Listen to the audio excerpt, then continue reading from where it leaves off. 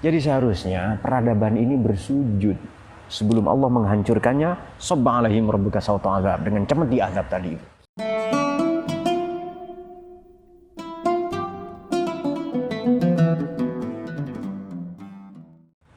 Bismillahirrahmanirrahim. Salatu wassalamu ala sayyidina Muhammad Rasulullah alaihi wa. Mari kita lanjutkan kajian tafsir maudhu'i, tafsir tematik di kanal NU Online ini. Saya ucapkan selamat bergabung kepada saudara kita di 194 negara yang menyaksikan tayangan ini dan kepada 1,7 juta pemirsa yang menyaksikan tayangan ini. Saya mohon maaf karena dari perjalanan ya, dari Madura ke Malang, jadi saya tidak bisa menyampaikan banyak literatur yang komprehensif, baik tafsir ummahat, buku induk, mausu'at yang ensiklopedis, maupun jam'ul aqwal ya, juga beberapa ulumul Quran ya, seperti al-lubab fi ulumil kitab maupun al-itqan fi ulumil Quran, tapi sebisa mungkin kita akan sampaikan sesuai tema yang telah ditentukan kepada kami. Bangsa-bangsa yang dihancurkan. Baik, kita bisa melacak atau menemukan apa yang saya kemukakan tadi. Tema tadi adalah pada suratul Fajr, surat ada 30 ayat, surat Makkiyah, surat yang ke 89, yakni pada redaksi pada ayat yang ke-6 sampai ayat yang ke-12 atau 13. Bismillahirrahmanirrahim. Tapi kita baca dari awal, enggak apa-apa. Wal fajri wa layalin 'ashr wasyaf'i wal watr wal laili idza yasr hal fi dzalika qasamul ladzi hijr alam tara kaifa fa'ala rabbuka bi'ad irama dzatil imad allati lam yukhlaq mithluha fil bilad wa samudal ladzina jabu as-sakhra bil wad wa fir'auna dzil autad alladzina taghaw fil bilad faktsaru fiha al fasad fasabba alaihim rabbuka sawta adzab. Kita akan langsung membicarakan alam tara kaifa fa'ala rabbuka bi'ad. Namun demikian sebelumnya kita akan memulai dari kata wal fajr. Fajar itu apa sih maknanya? Tentu kita bertanya itu kan. Maka standar ngaji kami dimulai dengan membuka ma'ajim atau mu'jam, kamus yang lazim kita baca, maqais fil lughah atau maqaisul lughah, fihris fi juzuri kalimatil Quran, mufradat al-fadhil Quran. Fajar maknanya membelah. Ada selain fajar di Quran itu al-falaq. Jadi Allah itu falikul habbi wan nawa, yang membelah menumbuhkan. Jadi kalau ada benda kita belah maka terbukalah isinya. Jadi wal fajr, qasam apabila dimulai dengan wawu, sumpah Allah ya. Ini juga berlaku tidak melulu untuk Allah, tapi juga berlaku untuk sesuatu yang indrawi. Jadi tidak hanya yang makulat tetapi juga mahsusat yang indrawi.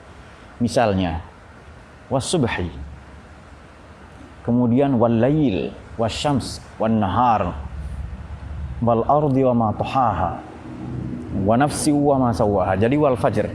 Dan di sini tidak ditentukan fajar apa. Kalau kita membuka tafsir-tafsir ummahat klasik ya, seperti At-Tabari, Al-Qurtubi, Al-Baghawi dan maupun Ibnu Katsir, bil Fida bin Ali Ibnu Katsir, maka kita akan sampai pada satu makna bahwa fajar, dengan nanti juga digabungkan dengan tafsir Imam Al-Mawardi An-Nukat wal Uyun 450 Hijriah wafatnya. Fajar yang dimaksud adalah fajar awal Muharram, ada juga pendapat awal Zulhijjah. Namun di sini kan tidak ditentukan, maka kita bisa memaknainya fajar saja. Jadi tanpa, sebab biasanya Allah begitu spesifik sumpah itu atau hari, waktu, maka Allah akan sebutkan idofahnya, relasinya dengan apa. Misalnya yaumal taqal jam'an atau lailatul qadr. Jadi lail itu ada sambungannya. Oke. Jadi wal fajri, demi fajar, waktu subuh saja itu. Walayalin 'ashr, dan malam-malam yang 10. Ini ada yang katakan Zulhijjah. Ada juga yang katakan bahwa pada setiap bulan di mana ada 10 hari malam satu bulan di mana ada 10 malam yang kegelapan itu dibelah sedemikian rupa, datanglah benderang cahaya. Ada beberapa pendapat seperti tadi itu ya. Oke, wasyaf'i wal watr. Demi syafa' ini maknanya kalau kita buka kamus maka istilah misalnya itsnan. Wal watr ada yang membaca wal witr, maknanya wahid. Demi yang genap dan yang ganjil. Salah satunya kalau kita membuka tafsir Al-Alusi dan Imam Ar-Razi ada penjelasan seperti ini. Yang genap itu rokaat-rokaat sholat yang genap, zuhur, asar, dan maupun isya. Ada juga yang sementara yang ganjil adalah maghrib. Juga ada pendapat lain yang genap adalah yang genap dan yang ganjil ini juga betapa kekurangan manusia digenapi oleh Tuhan, tafsir Isyariah, dan betapa yang genap yang sudah lengkap pada diri manusia, ia harus witr, harus terhubung dengan yang maha tunggal kepada Tuhan. Wal laili idza yasr. Yasr ini, lail ini di Quran disebutkan sebanyak 96 kali. Lail, lailah, dan layal. Itu layal itu 4 kali. Jadi secara keseluruhan 96 kali ya. Wal laili idza yasr. Yasr ini maknanya pergi atau berlalu. Demi malam apabila telah berlalu. Tapi yang dimaksud adalah Muzdalifah. Jadi kalau tadi syaf'i itu yang genap maknanya 10 Dzulhijjah. Kalau wal watr atau wal witr maknanya Arafah. Kalau dihubungkan dengan haji semua ya. Jadi fajar mula-mula bulan Dzulhijjah, 10 malam Dzulhijjah awal ya, yang genap ini maknanya 10 Dzulhijjah, atau yang munahar yang ganjil adalah 9 Dzulhijjah dan seterusnya begitu ya. Walail yasr. Hal fi dzalika qasamul lidzi hijr.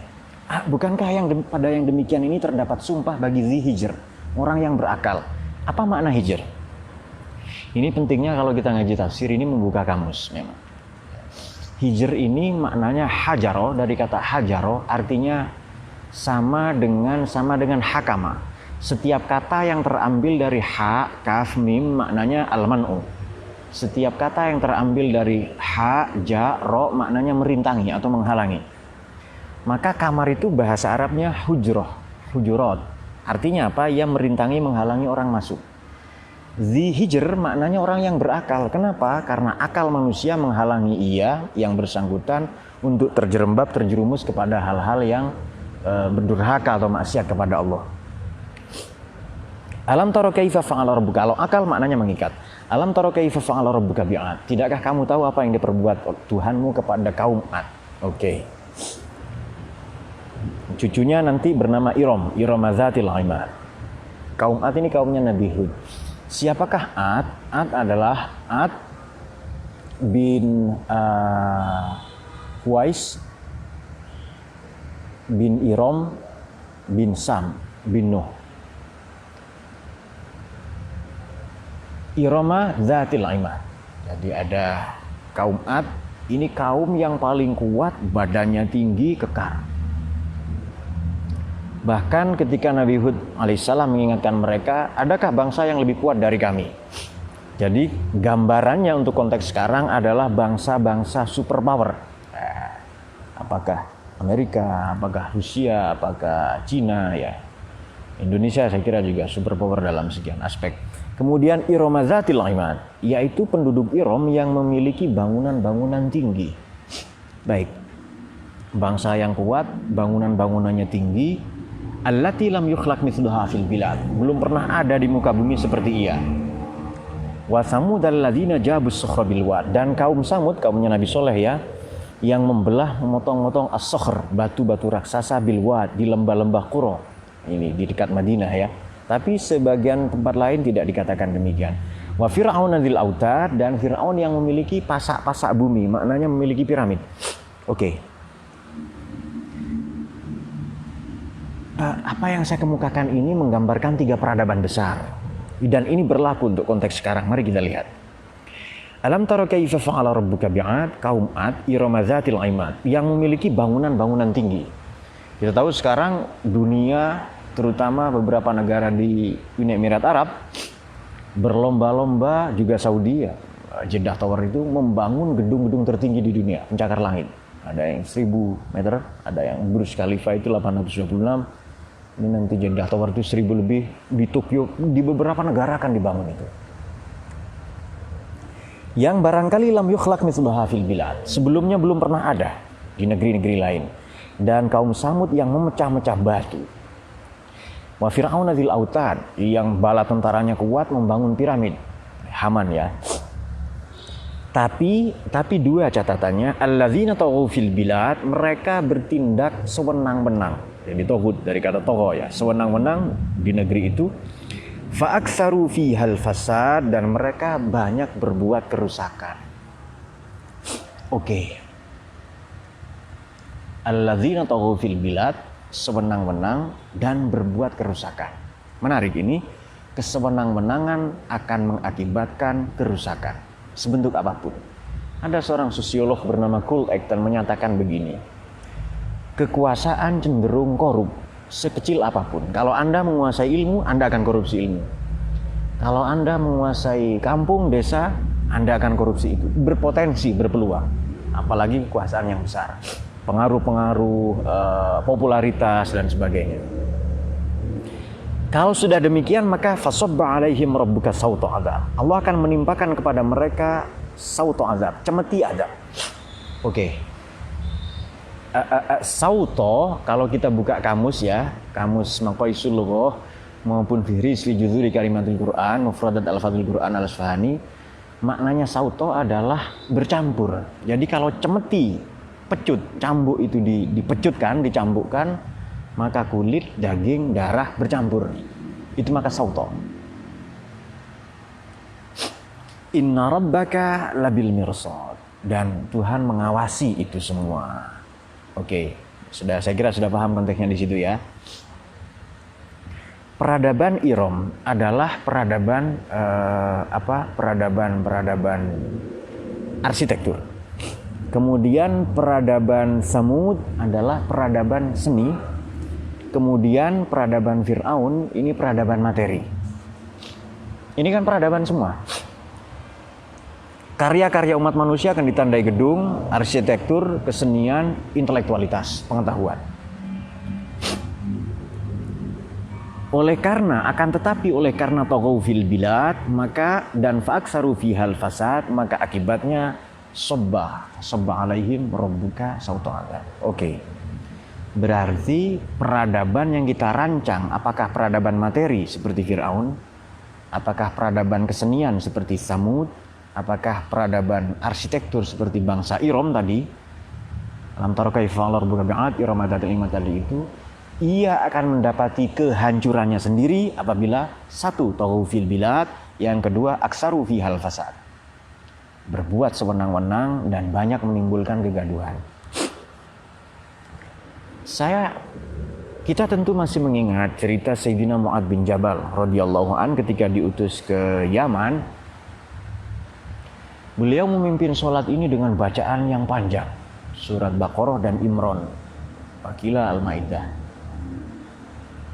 Salah satu jamaah kemudian mufarqah dari jamaah itu dan sholat di pojokan.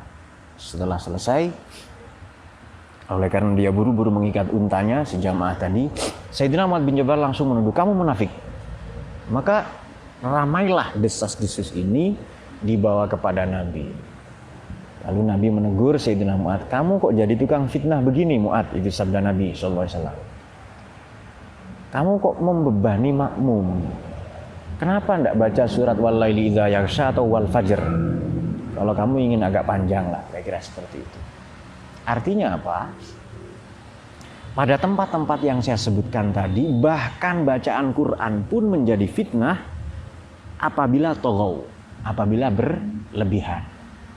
Bahkan ilmu pun akan menjadi sabba alaihim rabbuka sauta azab, akan menjadi bencana malapetaka apabila sewenang-wenang, melampaui batas, ada pelampauan batas, dan menimbulkan kerusakan. Nah itu dia. Jadi sumber kehancuran adalah taghaw fil bilad aktsaru fihal fasad, sabba alaihim rabbuka sauta azab. Oke. Itu kita berbicara peradaban global. Sekarang kita berbicara manusia sedikit. Ini sebagai tambahan informasi. Amal insan idza mabtalahu rabbuhu fakramahu wa na'amahu fayaqulu rabbi akraman. Amal insan idza mabtalahu rabbuhu. Kalau Tuhannya menguji dengan kenikmatan lalu ia dimuliakan, lalu manusia itu punya klaim sepihak begini. Ia mendaku dirinya rabbi akraman. Akramani ya, tapi di wakaf. Tuhan memuliakan saya. Sebaliknya, amma idza mabtalahu faqadara alaihi rizqahu fayaqulu rabbi ahanan. Namun demikian apabila Tuhan qadara alaihi rizqahu, membatasi rezekinya, kemudian diuji dengan rezeki yang terbatas, dia lantas mengklaim mendaku Tuhan merendahkan saya. Kalau kamu mulia berharta, kenapa kalla bal la tukrimunal yatim wa la tahaduna ala ta'amil miskin? Kenapa tidak menginisiasi untuk mengurus yatim, pendidikan, ujratut tamrid, samanud dawa, seperti jihad yang ada kita sebutkan di Fathul Mu'in dan maupun i'anatut thalibin syarahnya ya. Jihad memang ada yang iqamatu hujajin diniyatin, menegakkan hujah-hujah argumentasi agama. Tapi jangan lupa ada jihad yang iskan, ngasih tempat tinggal, it'am, ngasih makan, ujratut tamrin, memberi biaya kesehatan, samanud dawa, memberikan beasiswa, pengobatan dan lain-lain. Kemudian mari kita melihat ini sejenak sebelum nanti kita akan membaca ya ayyuhan nafsul mutmainnah ya. Peradaban manusia itu lazim secara zahir ditandai dengan infrastruktur. Sekolah, jadi ada sistem politik, negara, sistem ekonomi, pasar, sistem pendidikan, sekolah, madrasah, perguruan tinggi atau pesantren. Kemudian ada juga sistem yang lain, sistem sosial kemasyarakatan yang diikat oleh budaya. Peradaban manusia ini akan mengantarkan manusia pada puncak kejayaannya di satu sisi, namun segera manusia itu idza mabtalahu rabbuhu fa akramahu wa na'amahu fa yaqulu rabbi akraman. Ini kita bisa mendapati misalnya di surat Isra ayat yang sepadan dengan ini. Idza an'amna 'alal insani a'rada wa na'a bi janibihi wa idza massahu syarru kana ya'usa. Itu ayat dimulai dengan tahajud ayat itu ya.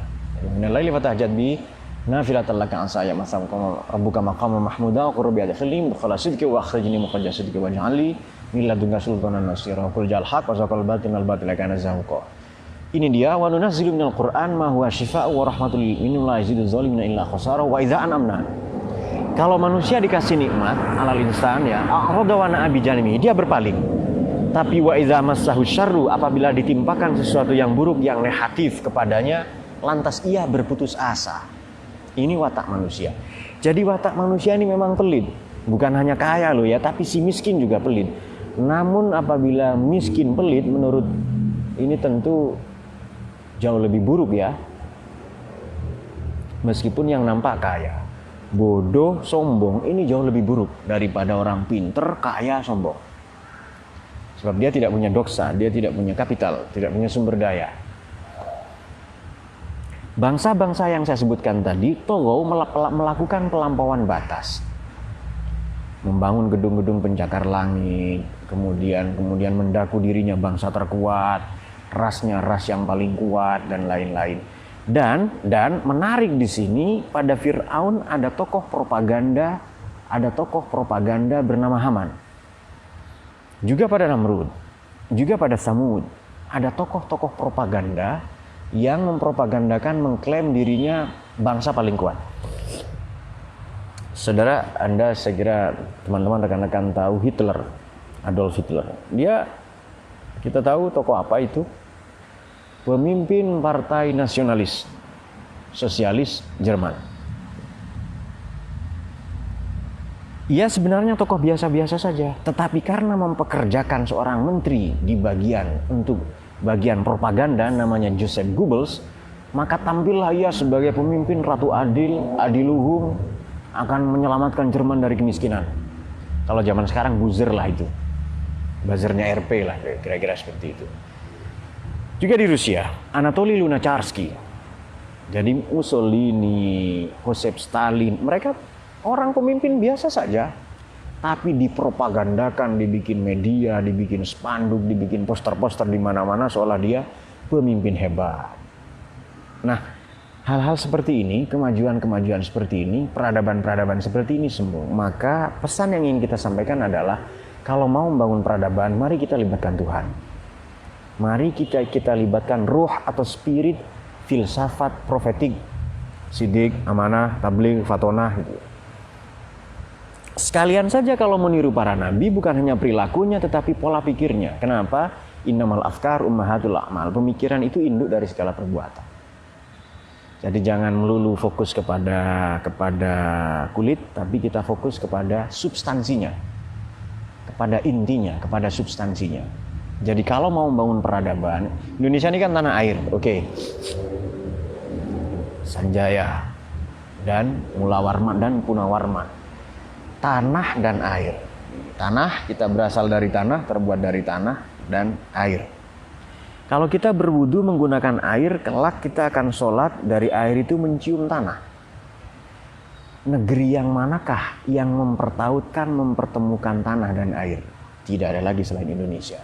Jadi seharusnya peradaban ini bersujud sebelum Allah menghancurkannya. Sabba alaihim rabbuka sawta azab, dengan cemeti azab tadi itu.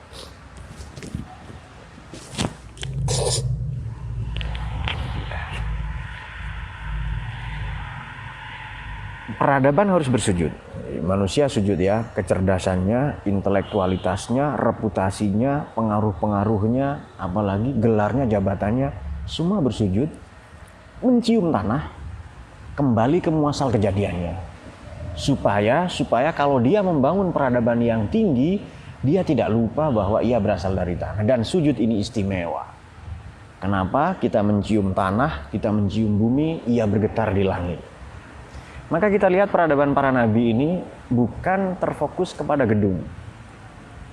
Ada beberapa ya, seperti Nabi Musa, Nabi Sulaiman, oke ya itu ada. Tapi ia tidak terfokus kepada infrastruktur, gedung-gedung pencakar langit, gedung cakar-cakaran atau apa dan sebagainya. Tidak, tetapi lebih fokus kepada moral, kepada mental, kepada pekerti. Nah, ini saya kira yang menjadi titik tekan ya. Dan di sini jelas, kalla bal tukrimunal yatim. Kenapa? Ngapain bikin gedung pencakar langit? Sekolah-sekolah elit kalau di sekelilingnya banyak anak buta huruf dan segala rupa dan sebagainya. Baik, sebagai catatan penutup adalah ya ayyuhan nafsul mutmainnah turja'i ila rabbiki radiyatan mardiyah fadkhuli fi ibadi wadkhuli jannati. Ini kita akan mati semua kan. Wahai jiwa mutmainnah. Ini jiwa ini kan muannas majazi ya. Muannas secara maknawi meskipun teksnya adalah muzakkar. Wahai jiwa yang tenang, nafsu mutmainnah ini sebenarnya nafsu peralihan dari ammarah, katsirul amri lisu. Jadi nafsu ini level-level nafsu ya. Wahai jiwa yang tenang, artinya apa? Kalau jiwa kita belum kuat, mutmainnah ini kan kokoh, kuat, tenang. Kita misalnya posisi nafsu kita masih ammarah, katsirul amri lisu, berbuat dosa tapi bangga, berbuat dosa ngajak orang lain, pelit ngajak orang lain. Alladzina yabkhuluna wa ya'muruna an-nasa bil bukhl. Di surat Hadid itu. Wa yatawalla fa innallaha ghaniyyun 'anil 'alamin. Innallaha la yuhibbu kulla mukhtalin fakhur. Allah tidak senang kepada orang yang kikir lagi membanggakan diri, jumawa. Siapakah mereka? Mukhtalin fakhur itu alladzina yabkhulun, bakhil, wa ya'muruna an-nasa bil bukhl. Coba sekarang ada peradaban pelit. Saya pelit kepada saudara, kepada Anda, nanti Anda pelit ke saya. Anda mengkampanyekan saya pelit pada orang lain, terus ada pelit level RT, desa, bahkan ada malapetaka bakhil nasional nanti. Itu yang ada pembangunan musola, masjid, pesantren tidak selesai-selesai jadinya. Oke, beberapa minggu ini kita memang sering menyinggung bangunan. Baik, mutmainnah. Dari ammaroh ke lawamah. Lawamah dari kata laim ya, mencaci. Mencaci itu begini. Kamu kan ustadz. Kenapa perilakumu tidak mencerminkan pengetahuan? Kamu kan guru. Jadi sesekali dia ingin baik. Tetapi yang sudah baik lawamah supaya buruk. Ada swing di situ ya, diombang-ambingkan terus. baru Mutmainnah tenang. Irji'i, kembalilah kepada Tuhanmu, ila rabbiki radiyatan, sebagai nafsu yang ridho kepada Tuhan, mardiyatan, dan diridhoi. Jadi tingkatan levelnya para nabi ini, ya, nafsunya para. Fadkhuli fi ibadi, masuklah ke dalam golongan hambaku, wadkhuli jannati, dan masuklah ke dalam surgaku. Nabi Sulaiman ini kan hebat, alaihissalam, bin Daud alaihissalam. Tapi kalau saudara tahu doa beliau adalah wa adkhilni bi rahmatika fi ibadika sholihin, ya Allah masukkan aku ke dalam golongan hambamu yang saleh. Bayangkan orang hebat, orang istimewa, doanya kepingin jadi orang soleh. Apa enggak soleh Nabi itu? Kurang soleh gimana, ya kan? Nah, ini seharusnya peradaban-peradaban yang kita gagas. Kita saksikan gedung rumah sakit, gedung-gedung pencakar langit sekarang sedang dijungkir balikkan. Sekolah ternyata bukan gedung tapi HP. Tapi sekarang gawai. Dulu HP dilarang masuk kelas, sekarang kelasnya, sekolahnya masuk ke dalam HP. Kampusnya HP. Universitas Anda adalah paket data Anda. Ini kan era disrupsi seperti ini. Nah, akan ada fase-fase sautu azab, cemeti azab Tuhan itu. Maka sebelum Tuhan merendahkan kita dengan cara-cara yang tidak kita sukai, mari kita merendahkan diri serendah-rendahnya di hadapan Tuhan. Tawadhu dan tadarru. Kalau di manusia jangan merendahkan diri ya, merendahkan hati ya, tawadhu low profile. Tapi kepada Tuhan serendah-rendahnya. Ilmu, gelar, kepandaian, pengaruh, popularitas, jabatan, semua sujud itu.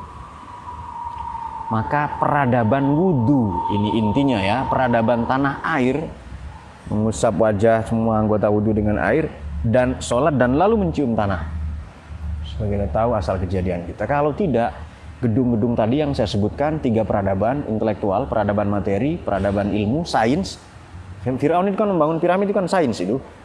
Kemudian peradaban Samud, ini peradaban kesenian, kemudian Iram, peradaban arsitektur, dihancurkan oleh Tuhan sedemikian rupa. Kaum Iram tadi saya sebut bangsa Ad, kaum Ad ini kan orang-orang yang kuat. Bagaimana Tuhan cara menghancurkan peradaban mereka yang kokoh dan badan-badan mereka, fisik-fisik mereka yang kuat? Justru dengan rihin sorsor. Dengan rihan sorsor. Dengan angin yang sangat lembut mereka hancur itu. Nah, ini dia. Saya kira demikian ya. Baik, sebagai catatan penutup, bismillah, mari kita membangun peradaban dari rumah, di sekolah, di kampus, di pesantren, di komunitas media sosial, peradaban yang sungguh-sungguh menerapkan filsafat kenabian. Siddiq, amanah, tabligh, fatonah. Siddiq, integritas moral, amanah, punya akuntabilitas, tabligh, transparan, fatonah, cerdas. Silakan Anda bikin daftar list kehancuran di dunia, pasti dimulai gara-gara 4 ini tidak dilaksanakan. Tidak perlu kita belajar ke Eropa untuk moral. Kita sudah punya arsalan biadzawi fatonah bisidqi wa tabligh wal amanah. Satu itu catatan penutup. Yang kedua, karena manusia ini wataknya dinamis, kalau dikasih nikmat dia lupa diri, dikasih bencana dia berputus asa, maka jalan keluarnya wa kullu ya'mal ala syakilati, ayo kerja, jangan diam. Lebih baik kita salah, gagal tapi sedang menempuh berproses bekerja belajar, daripada tidak pernah gagal tapi tidak pernah menempuh berproses bekerja belajar membangun peradaban, terutama peradaban mercusuar ilmu dan akhlak. Saya kira demikian. Allahumma arhamna bil Qur'an waj'alhu lana imaman wa nuran wa hudan wa rahmah. Allahumma zakkirna minhu ma nasina wa 'allimna minhu ma jahilna warzuqna tilawatahu ana al-laili wa atrafan nahar waj'alhu lana hujjatan ya rabbal. Semoga semua dicahayai oleh Quran, semakin bertambah kecintaan kita kepada Al-Quran, dan mari kita membangun peradaban Indonesia, peradaban Quran, peradaban yang sungguh-sungguh memancarkan nilai-nilai Al-Quran, mukjizatnya Nabi dalam keseharian kita. Assalamualaikum warahmatullahi wabarakatuh.